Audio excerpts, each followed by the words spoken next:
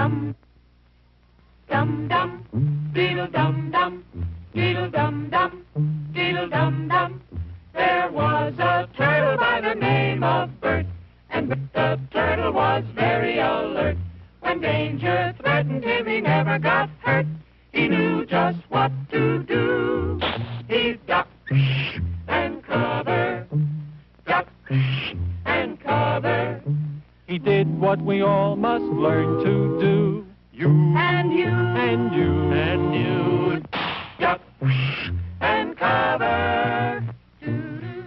Be sure and remember what Bert the Turtle just did, friends, because every one of us must remember to do the same thing. That's what this film is all about. Duck and cover. This is an official civil defense film produced in cooperation with the Federal Civil Defense Administration and in consultation with the Safety Commission of the National Education Association. Produced by Archer Productions, Incorporated. Hey, Bert, come on out and meet all these nice people, please. Oh, all right. We really can't blame you. You see, Bert is a very, very careful fellow. When there's danger, this is the way he keeps from being hurt. Sometimes it even saves his life. That's why these children are practicing to duck and cover just as you do in your school. We all know the atomic bomb is very dangerous. Since it may be used against us, we must get ready for it, just as we are ready for many other dangers that are around us all the time. Fire is a danger. It can burn whole buildings if someone is careless. But we are ready for fires. We have a fine fire department to put out the fire, and you have fire drills in your school so you know what to do. Automobiles can be dangerous, too. They sometimes cause bad accidents, but we are ready. We have safety rules that car drivers and people who are walking must obey. Now, we must be ready for a new danger, the atomic bomb. First, you have to know what happens when an atomic bomb explodes. You will know when it comes.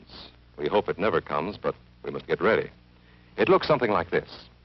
There is a bright flash, brighter than the sun, brighter than anything you've ever seen.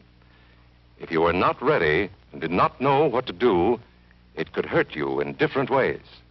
It could knock you down hard or throw you against a tree or a wall. It is such a big explosion, it can smash in buildings and knock signboards over and break windows all over town. But if you duck and cover like Bert, you will be much safer. You know how bad sunburn can feel. The atomic bomb flash could burn you worse than a terrible sunburn, especially where you're not covered.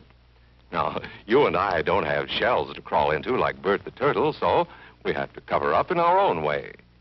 First, you duck, and then you cover. And very tightly, you cover the back of your neck and your face.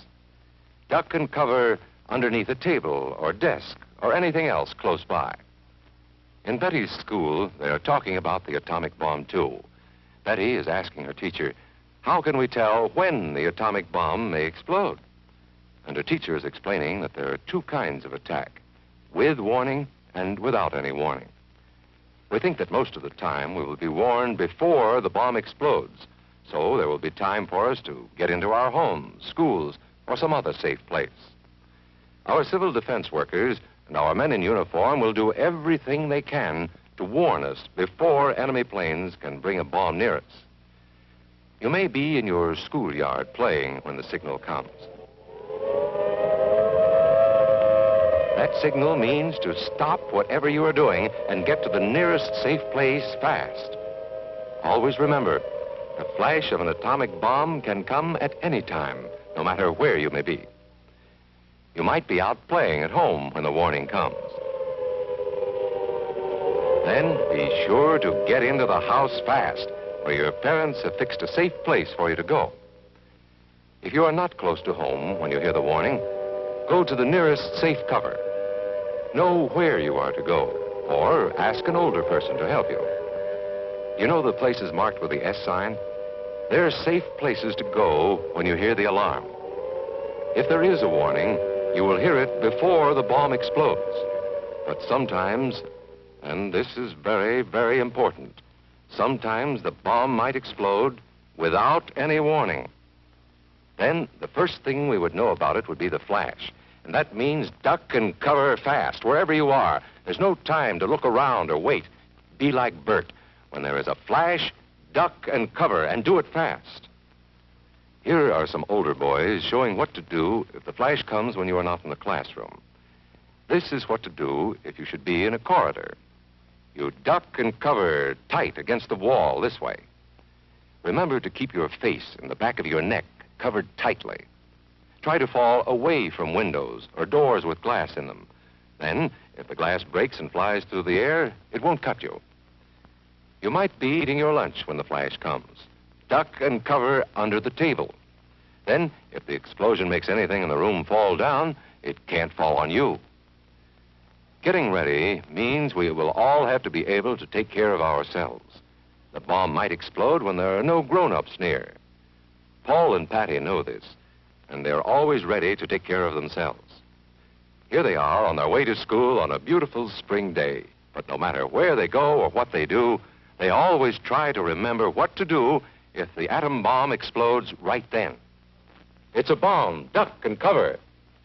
Paul and Patty know what to do.